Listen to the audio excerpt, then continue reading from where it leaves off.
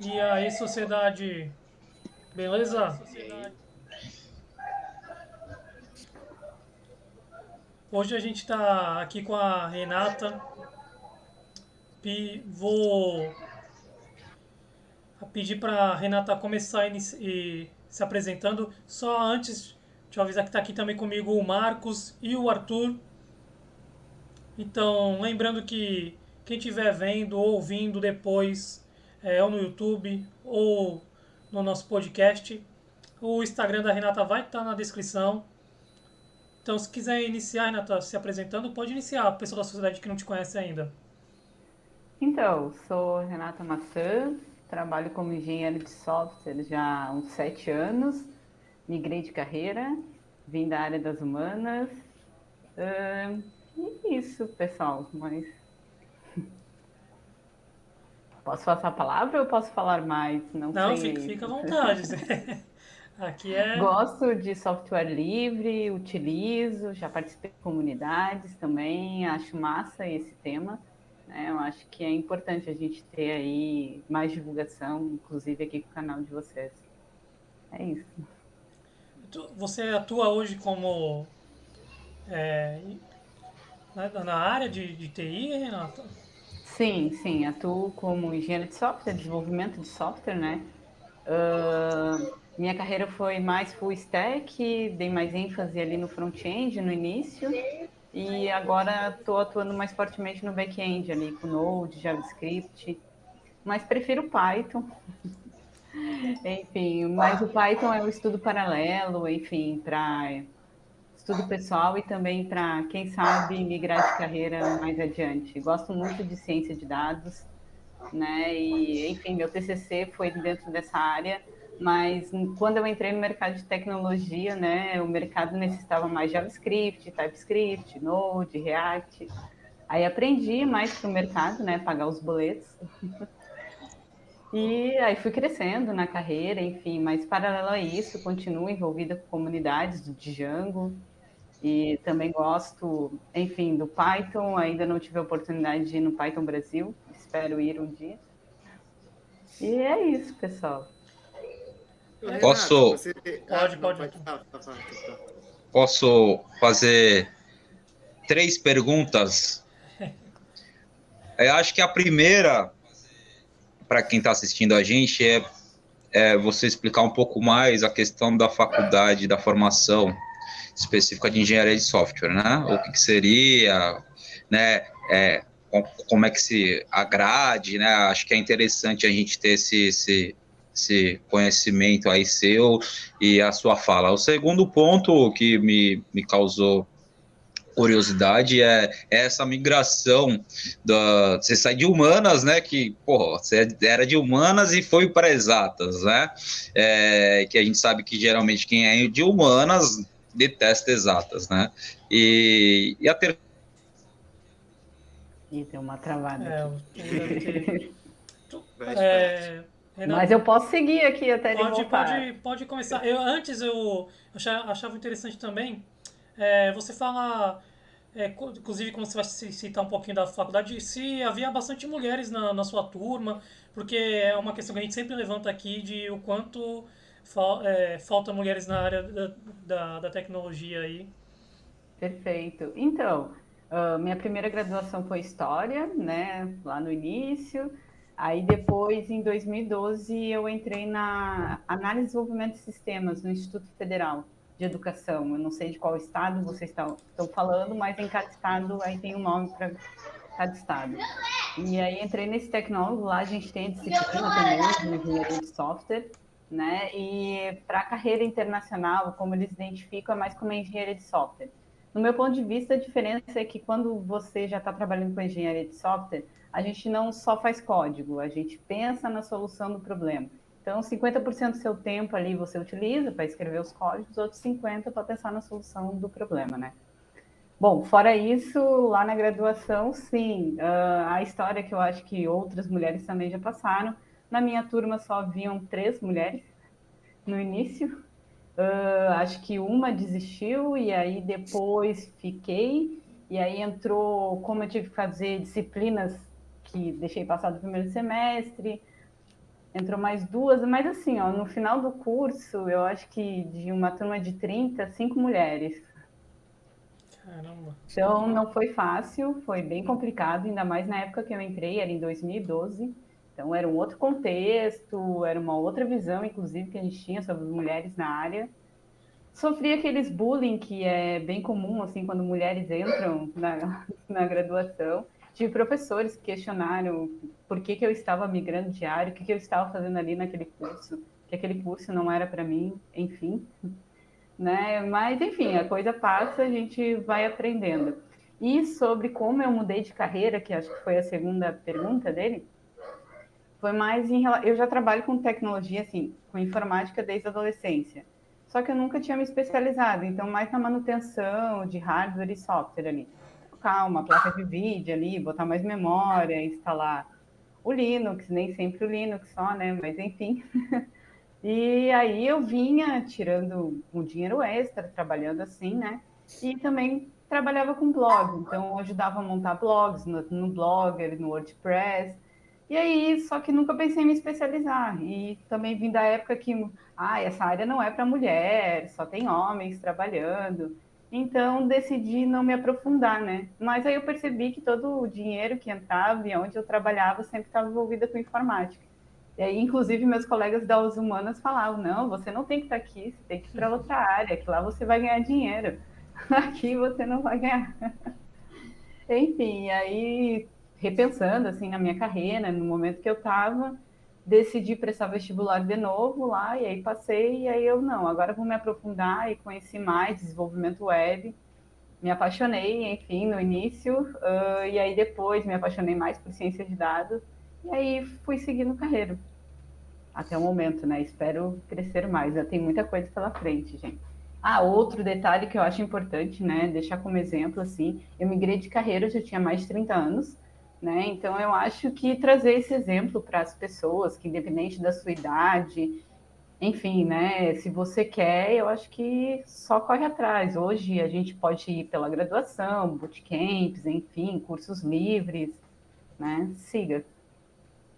E Nossa, comunidades também que apoiam bastante. Isso foi primordial, assim. A graduação eu acho que foi só o início, né? Até porque, gente, entrar, mudar de área, assim, tu cair num C++ ali, você fica, nossa, que mundo é esse? nossa. O Arthur ia complementar e aí caiu? É que tu ia fazer mais a terceira pergunta. A terceira pergunta eu não lembro. No Faz decorrer parte. da história, eu acredito que vou lembrar, mas não lembro. Mas é óbvio fazer uma piada infame a questão do teu sobrenome, né? Eu acho que provavelmente o pessoal deve brincar muito contigo a respeito do teu sobrenome, né? Sim, sim. Não, então, até fiquei à vontade, muitas pessoas me chamam só de maçãs, super bem recebido, tranquilo, até porque às vezes tinha muitas Renatas, então há maçãs ali, e meu sobrenome é verdadeiro, não é inventado, tá na identidade ali, mas ele tem origem, assim, como os Pereiras, os Oliveiras, quando eu conto essa história, todo mundo fala, é mesmo? Então, lá da Península Ibérica, os cristãos novos, aqueles que eram judeus, foram obrigados a virar cristãos e tal, então, eles tiveram que tirar seu sobrenome judaico e adotar sobrenomes de frutas e árvores, enfim. Aí essa galera adotou e veio aqui para o Brasil colonizar um pouco mais aí.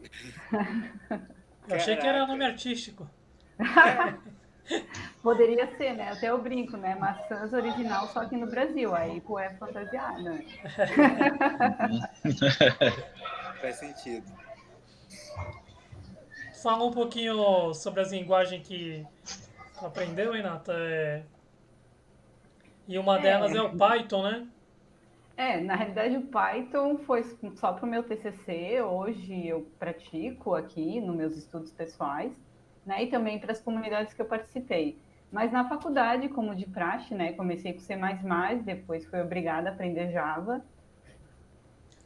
Olha, eu peguei um trauma, assim, gente, de Java na faculdade, que eu decidi que com aquela linguagem eu não queria trabalhar, apesar que era uma versão bem diferente do Java que está hoje, enfim, hoje tem Spring Boot, é outra história, né? Mas na época não fazia parte assim do que eu imaginava trabalhando com desenvolvimento web, e até então que eu descobri o JavaScript. Aí Aí sim, o JavaScript facilitou o meu entendimento, né? Enfim, do que era toda a web, desenvolvimento, enfim, internet. Aí, agora sim, né? Aí depois, com mais tempo, assim, um pouco mais de experiência, aí caí um pouco mais no Python devido às comunidades, aí entendi mais o de Django, enfim, fui me aprofundando um pouco mais. O que eu posso dizer assim, atualmente é TypeScript e um pouco de Python, mas Python eu me sinto mais juniorzona, assim, Não, mas eu vou te colocar numa aprender. corda bamba agora. Se tivesse que escolher entre Java e C Sharp. C Sharp, nossa, nem sei lá, vai. Java já fui obrigada em questão de trabalho, assim, né? Preciso arrumar uma coisa pontualmente, né? Vamos no Java. Pelo menos tem bastante documentação, bastante, enfim, onde que a gente pode buscar informação. C Sharp aí eu já boio totalmente, assim. Não, e o bom é que é multiplataforma, né? Que eu costumo tirar um sarro da galera do C Sharp é que aquela telinha não serve mais pra nada. E aí o pessoal fica bravo comigo. Você programa em C Sharp? Não, mas eu e o Arthur tivemos que aprender um pouquinho técnico. E aí como é que se diz? O Windows Form foi descontinuado, né? E aí Sim. sim, se ensina isso ainda na faculdade. E eu falo pra galera, meu, não se apega isso aí, porque isso aí não vai pra lugar nenhum. É. E você falou de Python, você acha que é uma linguagem que vai ter mais notoriedade no futuro, assim? Até Ah, pela questão da Facilidade, né? escrita dela, É. da facilidade da escrita, né, dos comandos. Você acha que ela, com o tempo, ela vai ser a primeira linguagem a ser mais usada? Você acha, Renata, que o mercado mas vai para esse... Mas usado eu não sei, cara. É que entra naquele parâmetro, depende da necessidade, É, né? depende da necessidade, obviamente, né? Sem dúvida. O que a gente está trabalhando, o que a gente pretende fazer. Mas pela questão da ferramenta, pela questão dos códigos, você acha que, pelo menos o que eu pesquiso, eu vejo que ela está bem ranqueada, né? Para iniciar, aprender estrutura de dados, lógica de programação, se eu tivesse essa proximidade antes, eu preferia ter aprendido com Python, né? Python, Python você bota um mais um ali no é terminal, bem mais nossa, simplificado, né? aí você, nossa, eu fiz alguma coisa, e você realmente, né, Eu no sou Java. programador, né? Aí você pensa, nossa, finalmente, agora entendi mais ou menos como as coisas funcionam aqui, né? Java não, aí você tem que mexer num monte de arquivo ali, e você fica meio perdido. Nossa, para escrever um Hello World, meu Deus, para quem sabe, tá cru assim, não manja de nada. É que hoje eu acho que a gente está num contexto diferente. Tem muita galera que já veio da adolescência mexendo. Enfim, eu saí de um técnico já com um pouquinho de base, assim. Vejo hoje também muito mais conteúdo assim disponível para as pessoas aprenderem, enfim, então ajuda bastante. Eu digo 2015 antes, eu vejo um contexto bem diferente, 2015 depois, assim. É. Mas assim, e tua ligação com o software livre, com a tecnologia open source? Foi tipo, quando você começou a se interessar e a querer fazer parte da comunidade e Eu, até mesmo olhar os grupos na internet, esse tipo de coisa? eu acho que vale a pena até tu começar a contar onde foi o primeiro contato com o Linux, né? É, já entra junto, né? Já entra junto. Então, foi antes da graduação. Na realidade, né, por necessidade também, né, eu queria sair um pouco do Windows, enfim, até porque não tinha licença, todas essas coisas que vocês sabem. E aí eu comecei a pesquisar, achei esse software, achei interessante, a facilidade. Aí instalei na minha máquina para começar a brincar. E eu, poxa, que legal. E aí comecei a ler mais sobre. E aí a questão, por exemplo, de evitar vírus, enfim, software aqui, só instala se eu quiser, a atualização também é só se eu quiser. Aí eu comecei a curtir bastante, né? E aí eu particularmente eu uso, mas infelizmente no mercado assim de trabalho não é tão usado assim. A gente tem que ficar instalando lá o Linux dentro do Windows para poder programar, fazer, né? Mas enfim, na graduação uma coisa que eu achei interessante lá a gente usava Linux nos institutos federais, não sei se é em todos, né? Então eles faziam questão de usar software livre lá, né? XP. Então lá também aprendi um pouco mais, tinham professores que eram bem engajados, assim, mas não no currículo eles não podiam passar tanto sobre Python, né? O currículo era mais do Java mesmo. Aí a gente teve que ir, por isso que só no final da graduação, no TCC, que eu tive mais proximidade assim com o Python. Que aí eu tentei. Você falou sobre mercado de trabalho e o Linux. Por que você acha que acredita que acontece isso, né? E aí você acaba tendo que subir WSL aí, rodando, fazendo gambiarra, sendo que era muito mais fácil instalar ele lá. Ainda acredita que ainda há um certo preconceito das empresas, até mesmo de empresas de tecnologia, deveria de ser mais Aí eu cabeça não aberta? sei muito bem o que eu acho, tá? É uma opinião. Eu acho que é mais questão de contratos ali que eles fazem, os produtos da Microsoft vão lá, vendem um pacote grande para a empresa, num preço X, e para eles é ok, é mais fácil, né? Só next, next, next, e já no Linux já não é bem assim, né? Então eu acho mais por escolha assim da empresa, não que necessariamente o desenvolvimento de software fica melhor com Windows. Eu particularmente eu acho que não. Quando dá, eu É, programo no meu Linux, aqui acho bem melhor. eu ia fazer uma pergunta muito parecida com a do Lucas, né? E eu acredito que, e aí complementando o que a Renata está falando, eu acredito que é uma monopolização que é fato desde sempre da plataforma, né? E é óbvio que as pessoas se acostumam a usar essa plataforma. A migração para uma outra plataforma causa impacto, e aí impacto inclusive financeiro, né? Então eu acho que isso é um fator extremamente impactante para o software livre, isso aí é normal.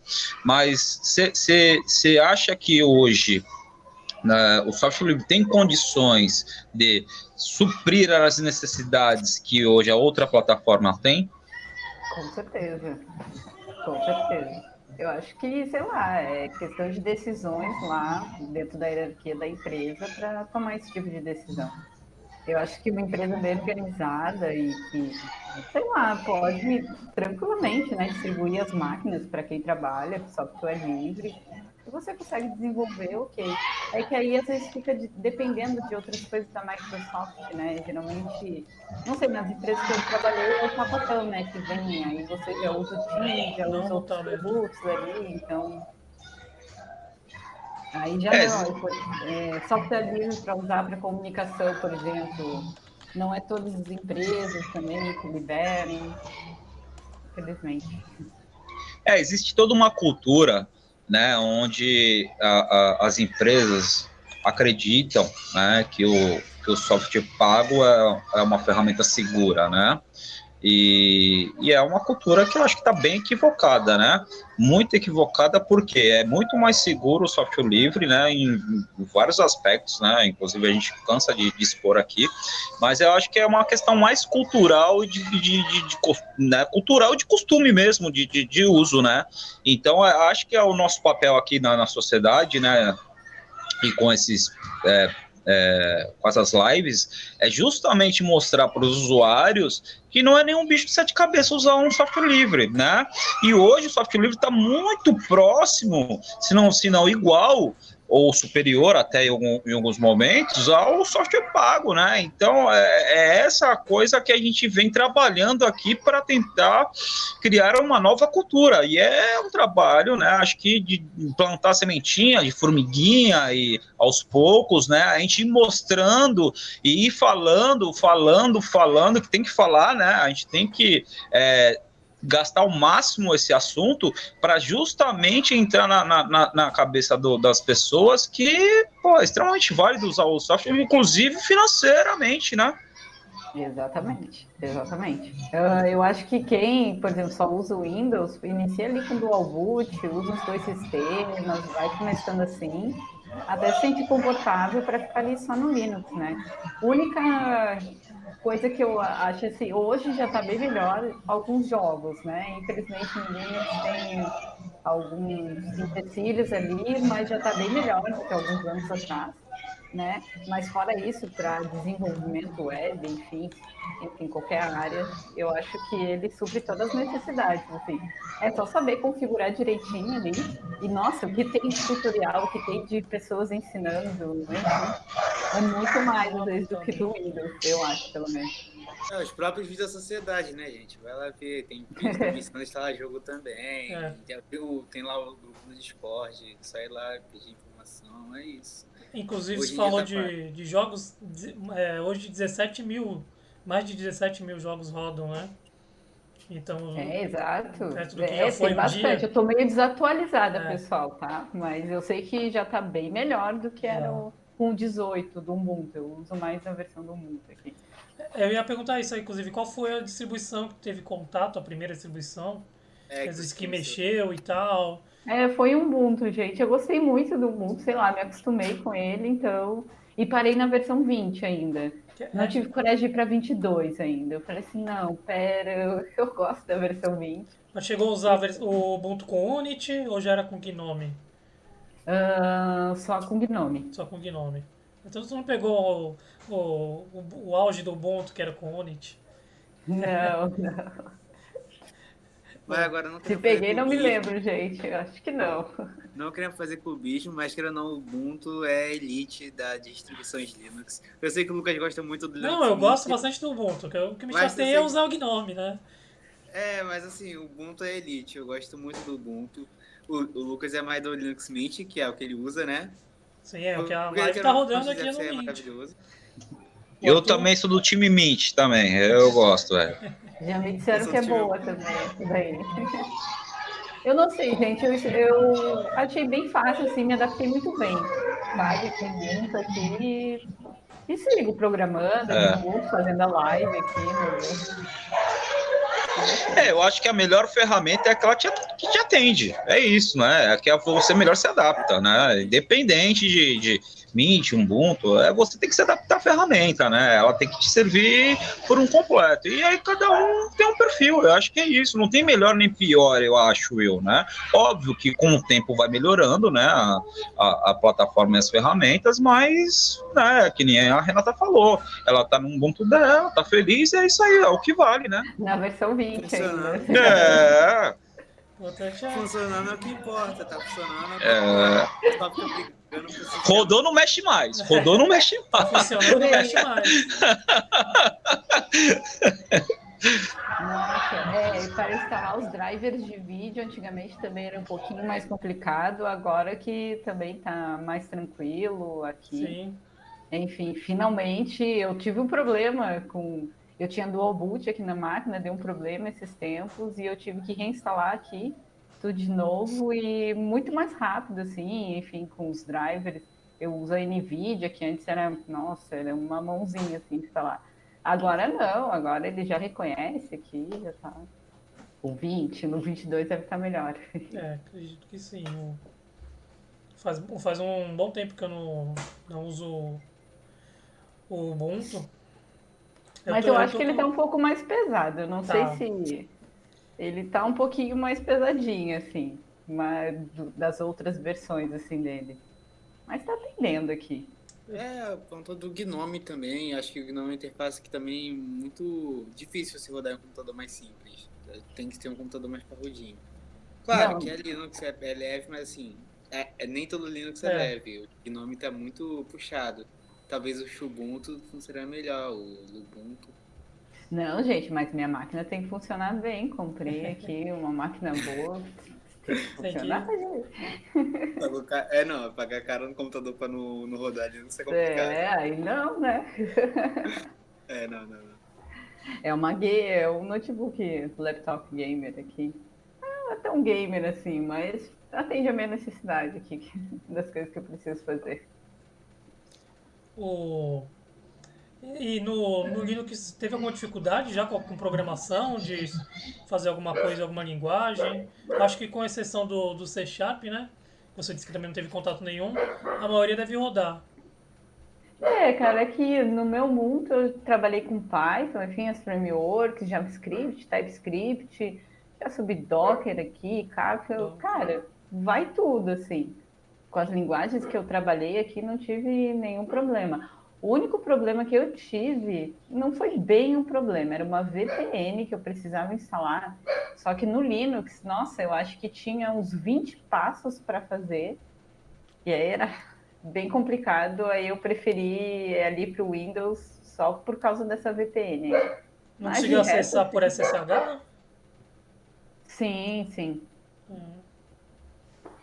E, Era uma VPN, ai, agora eu não me lembro o nome, gente. Era uma específica do trabalho lá e, nossa, eu não queria ter esse trabalho de instalar VPN e fiquei pensando, não, como é que foi esse trabalho? Era um trabalho em curto prazo, aí eu preferia ir para o Windows ali. Mas por causa da VPN, de tecnologia, assim, de linguagem de programação, framework, nenhum problema. Por conta de uma coisa isolada, teve teve que que. colocar um double boot. Não, e Olha, VPN é que era obrigada a usar essa VPN, até sugeria usar outro, mas, né? Enfim. Aí a VPN já dizia, ah, ela funciona melhor no é Windows, triste. até essas ferramentas que desenvolvem, né? Pensando no desktop, pensando mais no Windows do que no Linux, por exemplo. Chega a bater um pouquinho de. Ah, poxa, meu, pra que isso? É, exato, exato. Não, Mas né? Não enfim, deve as ter. grandes frameworks agora tem todos para todos os sistemas operacionais, já tem distribuição, isso é um ponto positivo até para essas empresas pensarem nisso, né? Que nem todo mundo só usa o Windows ou Mac, né? Nunca usei Mac, aliás, né? Então nem sei. Eu tive muita dificuldade no técnico, por exemplo, para rodar, compilar C++. Eu fui achar um vídeo em espanhol da pessoa ensinando a fazer a compilação do C++. Tipo, não tinha um conteúdo em português. Nossa, C++, Então, nossa, lá na faculdade a gente usava, acho que era Code Blocks, cara, eu não tenho o Code certeza, Blocks, se eu não né? me engano é o Code Blocks para C++, mas nunca mais usei também. No Linux tem o Jenny, né?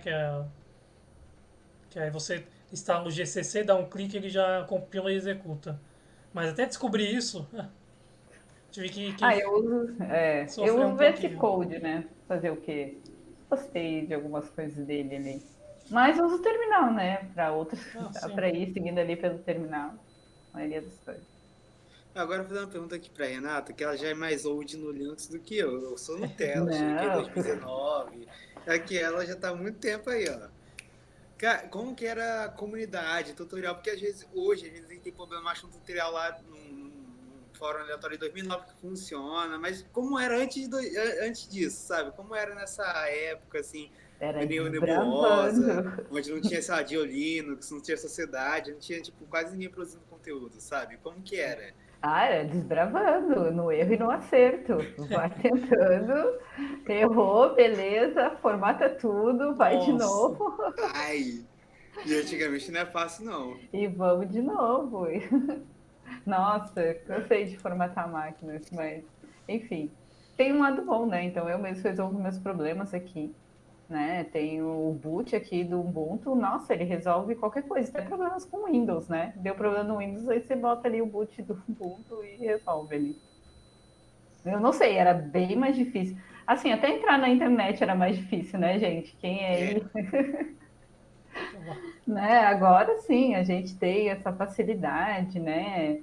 Nossa, eu acho que está muito mais divulgado, assim, né? E as pessoas, não diria comprando bem essa ideia, mas entendendo o fundamento do software livre, né?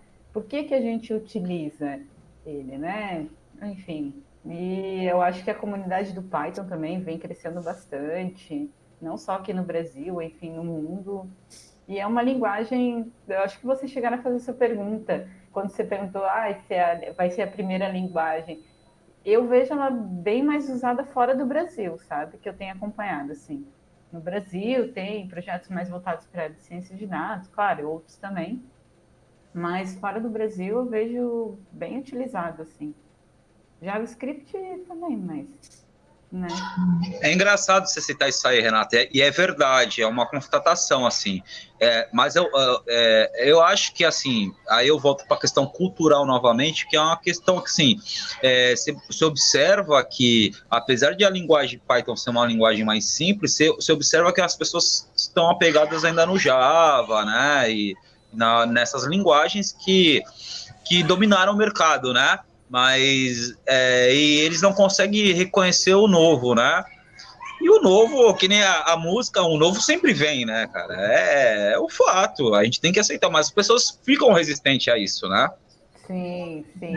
Eu acho que é mais culturalmente aqui. Eu acho que a gente É, teve um boom aí é, do Node, JavaScript, TypeScript, sim, né, Java, mas eu uhum, acho que foi só uma onda de mercado, é a minha análise, assim, porque projetos mais longos, enfim, mais sérios, com mais persistência, óbvio, escolhem outro tipo de linguagem, né, ali para essa sim, necessidade.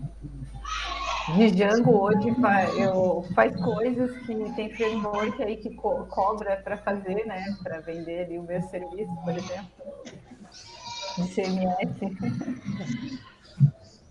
Aí tem muitas pessoas que não sabem, né? Tipo, vai lá, compra o serviço, ou utiliza outra coisa para CMS e o Django faz tudo isso de graça ali, né? Por exemplo. Falou de comunidades, eu participei do Django Girls, enfim, meu Girls é terrível, gente. Mas, enfim, foi uma comunidade que me acolheu bem, assim, foi lá onde que eu tive um insight, agora entendi como as coisas funcionam, e também o acolhimento das pessoas de lá, sabe? Incentivar também, e tinha todo aquele paradigma, mulher, enfim, transição de carreira.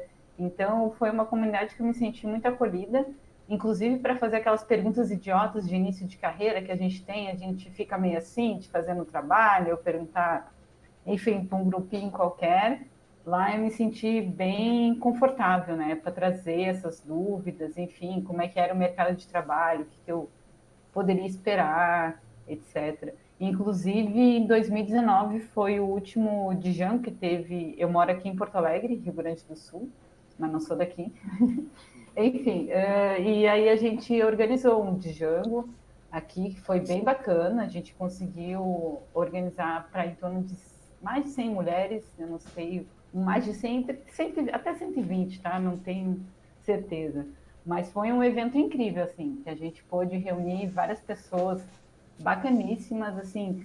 O que eu digo, por exemplo, mulheres que já estão na área há um bom tempo, que aí sentam com uma pessoa que quer entrar na área, ou quer entender um pouco mais, e tem aquela empatia, aquela paciência de tu poder trazer aquelas perguntas, como é que eu faço isso, como é que eu faço aquilo, nossa, foi incrível. É isso. deixa eu filosofar. Não existe pergunta idiota, existe o idiota que não faz a pergunta. Então, também. Eu Não há? complementaria uma coisa da nossa área que eu não gosto muito de ouvir as pessoas falando, que isso é fácil. Tá, gente, pode ser fácil É, porque você já aprendeu. Mas, uhum, né, para quem está começando, não é fácil. Então, não, sim. e a pessoa se sente, né? Nossa, é fácil, eu não estou conseguindo entender, a pessoa se sente mal por isso. Calma Motiva, lá, né? entendeu? Se sente diminuída, né? Se sente menosprezada, e não é por aí. Porque a nossa área é sempre a gente está sempre desbravando, a gente está sempre buscando conhecimento, a gente está sempre aprendendo. Eu acho que todos nós que estamos nessa área, a gente busca justamente, acho que a gente está nessa área justamente por causa disso, por causa do desafio. De que a gente nunca sabe tudo e nunca vai saber. Porque sempre está o tempo todo em mutação e a gente está sempre aprendendo e correndo atrás do prejuízo. A gente está sempre em prejuízo. A gente está sempre no prejuízo, está sempre correndo atrás. E eu acho que é isso que motiva a gente, cara. Eu acho, né? Acho que quem Concordo. vai para essa área é isso. Concordo. Você tem que gostar de aprender a É, aprender, né? Eu acho que essa é a vibe. Se você gosta de ficar ali no mesmo parâmetro, não é a área, entendeu? Você é. pode aprender e aprender, até porque, né, daqui a 10 anos, será que a gente vai estar falando as mesmas coisas com a IA agora? Né? Exato, exato. E entrar até nesse assunto do... Todo mundo tá falando do chat GPT, blá, blá, blá, blá, blá, e como é que tá esse impacto dessa questão? Porque eu acho que nada muda, né? Muda algo, mas não muda tão significante, eita, bom, tão pesado. Entendeu? Entenderam, né? Mais ou menos isso. E o que você acha a respeito disso? Eu acho que, assim, como toda tecnologia tem seu lado bom e seu lado ruim, né? Normal.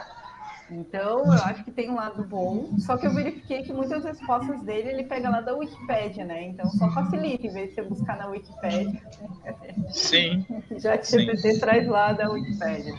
Mas, enfim, eu acho, pelo ponto positivo, eu acho que tem a agregar, né? Enfim, mas né, tem um lado negativo que eu não sei te dizer até que ponto isso vai chegar. Eu não consigo ter essa visualização assim, a que ponto que a gente vai transformar isso numa mercadoria, que a gente vai ter uma alta necessidade disso, ou isso realmente vai vir para auxiliar, enfim, as pessoas. Não sei te dizer ainda. Tenho algumas restrições sobre o impacto negativo disso em questão de sociedade, assim. Não só o chat GPT, né? Mas as big techs, enfim, né? Até que ponto, se a gente parar para pensar, né? Elas governam, entre aspas, a internet. Eu pensando, até eu tenho uma questão para vocês que eu ouvi no podcast esses tempos também. Achei uma coisa bem interessante que eu não tinha parado para pensar em relação à internet distribuída, gratuita, enfim. Se a gente pensar que a maioria dos servidores estão ali com a AWS, com o Google, etc., DigitalOcean, se a gente desligasse todos eles, o que sobraria da internet? Eu não sei a resposta, tá, gente? Eu ouvi esse questionamento, eu realmente parei para pensar assim, né? Se a gente está escalando tudo isso para esses servidores em nuvem, né? E quando eles pararem, o que vai restar da internet? Acho que quase nada, né? Tem poucas Eu coisas não quero governamentais, o Eu não restante. quero nem descobrir, não quero nem descobrir. Renata, você falou que fez a transição de carreira. Eu queria saber como é que foi que você iniciou é, a trabalhar, né, na área, se fez estágio, como é que foi, se teve alguma dificuldade para iniciar aí, que nem hoje a gente está vendo aí pedindo 500 framework de uma linguagem, se foi parecido. Sim, sim, foi bem difícil. Inclusive, eu foquei no JavaScript justamente por causa do mercado, da necessidade, porque era bem difícil entrar no mercado de trabalho. Aí, colocando plus 30 a mais, enfim, mulher, era bem mais complicado na época. Eu trabalhei um pouquinho no suporte ali, mas não é minha área. Adoro lidar com pessoas, mas de- depende da área que você está no suporte. Trabalhei um pouquinho com QA também, mas isso estágio. Tá, gente, deixa eu lembrar agora. Mais ou menos, logo que eu entrei em análise de desenvolvimento de sistemas, eu consegui estágios internos ali dentro do próprio Instituto Federal de Educação. Aí trabalhei ali junto com alguns professores, só que aí voltei para a área técnica, né? Aí a gente tinha um projeto social lá dentro, que a gente arrumava desktops, enfim, para a comunidade ali, para ter mais acesso, que o Instituto Federal ficava numa periferia, fica ainda numa periferia aqui de Porto Alegre, enfim. Então a gente fazia esse trabalho mais social, depois trabalhei um pouco mais ali em questão de artigos, CNPq, junto com professores, e eu queria muito ir para o mercado de trabalho para saber como as coisas funcionavam. Gente, estava muito só na teoria, né? Aí consegui meu primeiro estágio como suporte, mas também não gostei. Depois fui para QA, aí, nossa, eu odiei, assim, respeitando todos os QAs, sei que é um ótimo trabalho, essencial, mas eu particularmente eu não gostei. Enfim, aí depois foi que depois desses estágios, aí eu consegui meu primeiro trabalho CLT, né, como desenvolvedora júnior. Aí foi um ufa, finalmente consegui. Mas os pré-requisitos, a princípio, era com HTML, CSS, JavaScript. Aí o que eu fiz, que eu incentivo muito, eu não sabia qual é JavaScript. Eu falei que eu sabia. E, e a gente vai, né? Enfim, sei, você sim, a gente sabe, e a gente vai e corre atrás. E foi o que eu fiz. Aí consegui meu primeiro trabalho como júnior, aprendi bastante nessa empresa e fui evoluindo, né? Aí foi aí que eu te falei, que aí eu tive mais proximidade de JavaScript e acabei deixando o Python um pouco de lado. Aí acabei me focando um pouco mais em aprender mais essa linguagem, né, as frameworks, que ela trabalha junto, por causa do mercado de trabalho. Eu precisava pagar os boletos de casa. Ah, e dando plus, tá, gente? Eu sou mãe também. Então, eu mudei de carreira, 30 a mais, mãe, enfim, Gente, né, mulher. gente, Embora os privilégios, alguns privilégios, enfim, estamos aí. olha, a ironia. E, Mas e tá só na metade do caminho, gente. Parabéns, parabéns pela coragem, viu, Renata? Parabéns Pois é. pela coragem, porque não é fácil. A gente sabe que a gente vive numa sociedade machista, a gente sabe que o segmento também é predominante masculino e você enfrentou várias batalhas. Parabéns, ainda mais que você tem filha, tem toda a sua casa, né, para gerenciar. Que a gente sabe que tem uma gerência e um cachorro. Então a gente sabe o quanto que é difícil. Parabéns mesmo pela tua evolução aí, pela tua conquista, pela tua estrada, né? Legal mesmo, legal. Espero que isso inspire outras mulheres, mães, enfim, que é possível, não desistam, sabe? Sigam ali se vocês querem entrar para a área, se envolvam com a comunidade, enfim, procurem pessoas mentoras, tem muito pessoal bacana aí, sabe?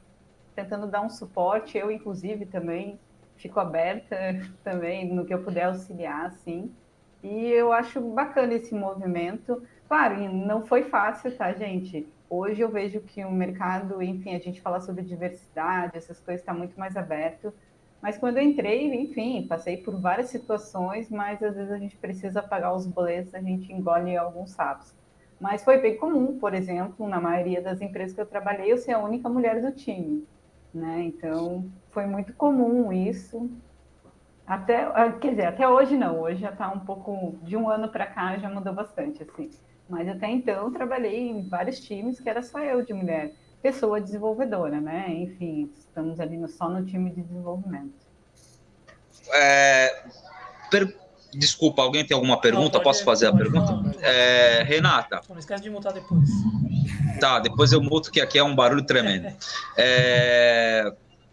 Por essa questão, né, de você ser mulher, a pergunta é a seguinte: obviamente você teve vários contatos com mulheres da área, né? Óbvio que a gente sabe que é um número mais restritivo, mas existe, claro, perfeito.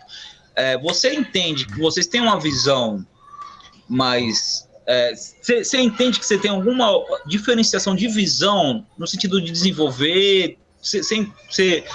eu não estou tentando formular a minha pergunta, mas a questão da diferenciação entre homem e mulher para o desenvolvimento, programação, você consegue enxergar essa diferença?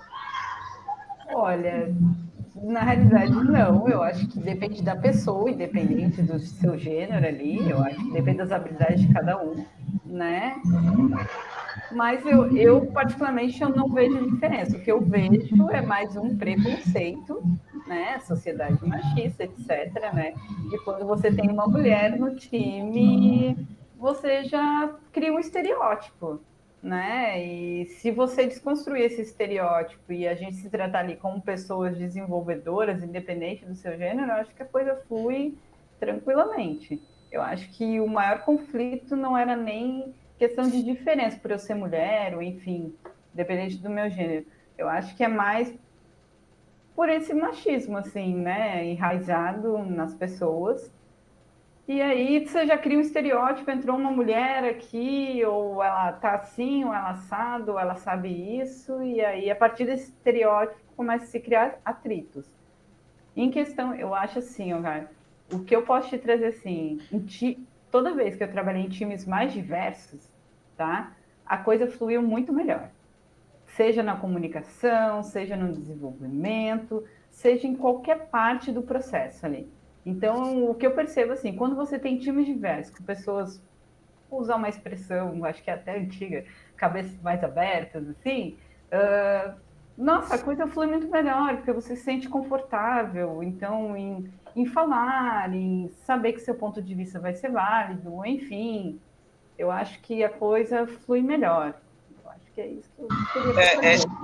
Eu fiz essa provocação justamente por conta disso, porque eu acredito, né, eu acredito que, assim, A visão da mulher é uma visão muito mais expandida daqui do homem, entendeu? Então, eu acho que quando a mulher se agrega ao time, ela vai agregar muito mais pontos de vista diversos que vai enriquecer o processo do que o homem, porque o homem às vezes é muito obtuso, é muito focado numa coisa só e às vezes não consegue enxergar uma solução. E eu acho que a mulher às vezes tem mais facilidade. Óbvio que tem exceções, óbvio que, né, não é todo mundo que é assim, claro, não estou generalizando, não é isso a questão, não estou querendo criar também uma guerra de sexos, não é isso, né, de forma alguma, né? Eu só estou observando a questão da particularidade de cada sexo, que é fato, é um fato, isso aí a gente não pode negar.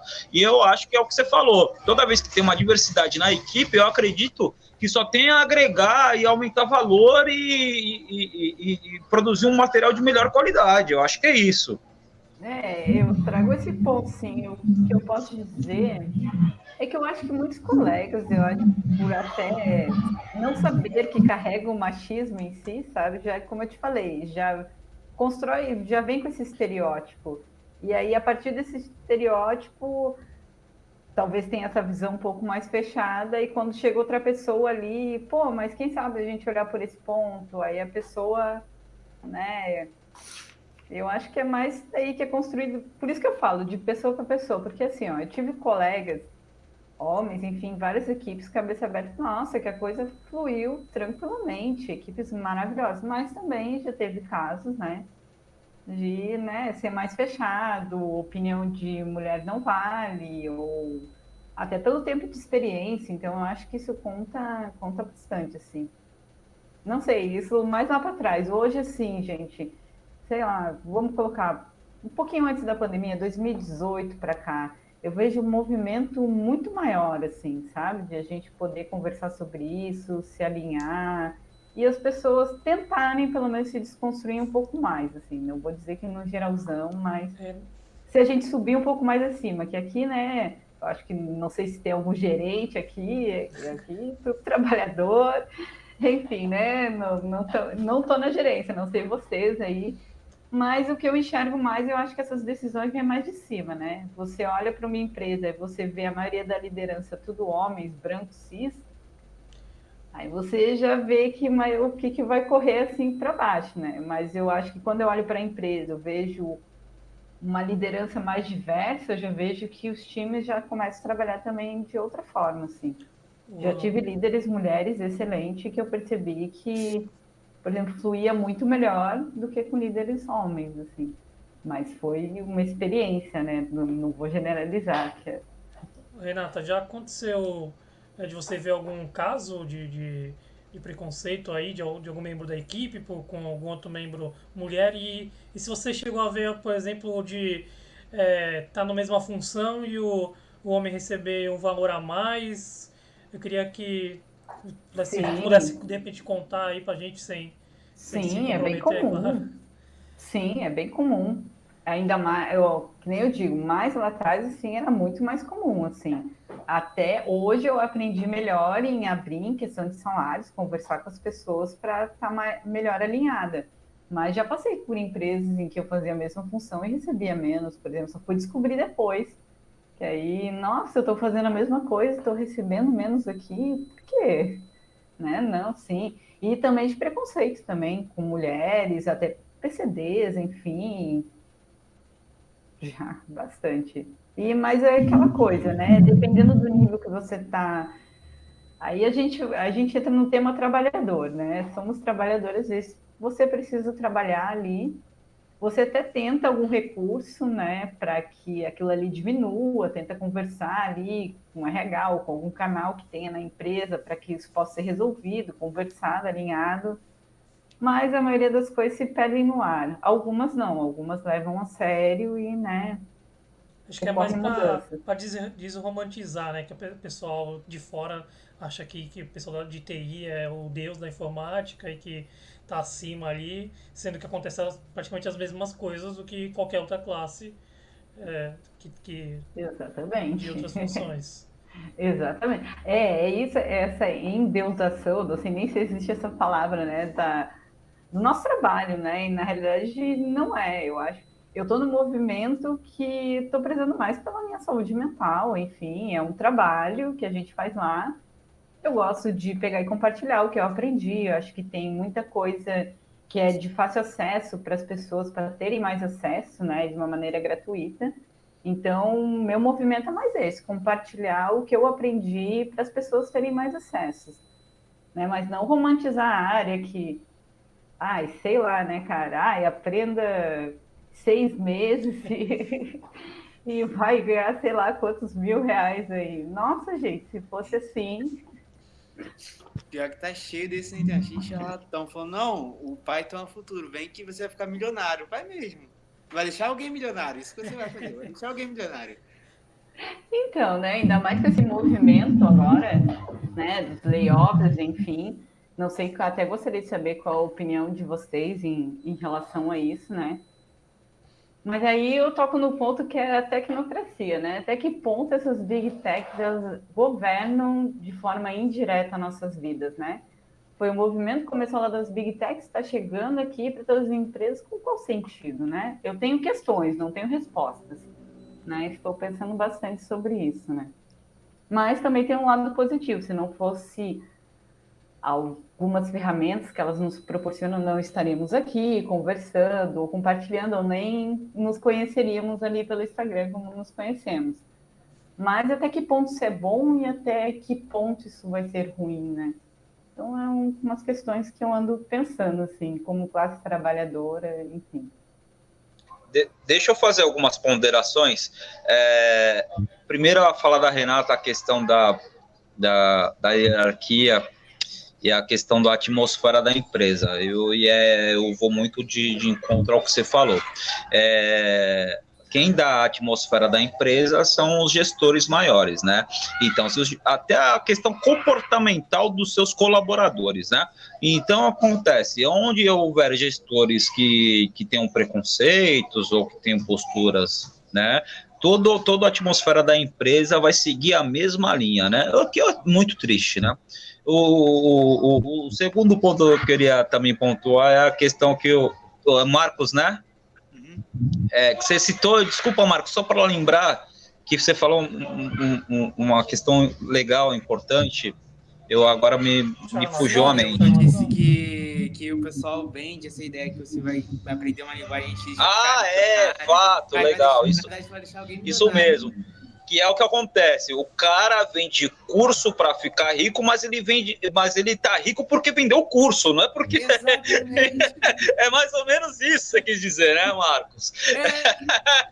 O cara vende o curso. Olha como ficar rico, mas ele tá rico porque vendeu o curso.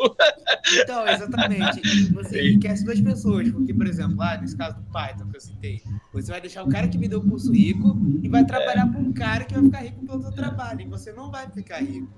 E o pessoal tem que esquecer essa história de, vou aprender operação X, que é o futuro do mundo, e eu vou ficar rico. Não vai.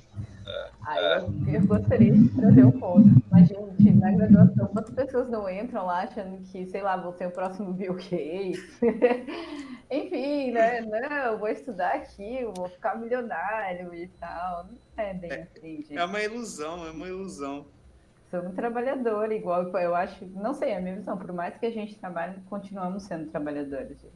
Não, assim, você pode ser aquele trabalhador plus que ganha, sei lá, 5 mil por mês, 10 mil por mês e acha que ganha muito, mas na verdade teu patrão tá ganhando mais ainda. Mas mesmo, sei lá, essas pessoas têm essas vagas aí, nunca consegui, né, que as pessoas ganham $10.000 por mês, trabalhando pra gringa e tal. Mesmo ganhando $10.000, É continua sendo trabalhador. Trabalhador. Enfim, né? Quantas gerações a pessoa vai sustentar com esses $10.000 aí, né?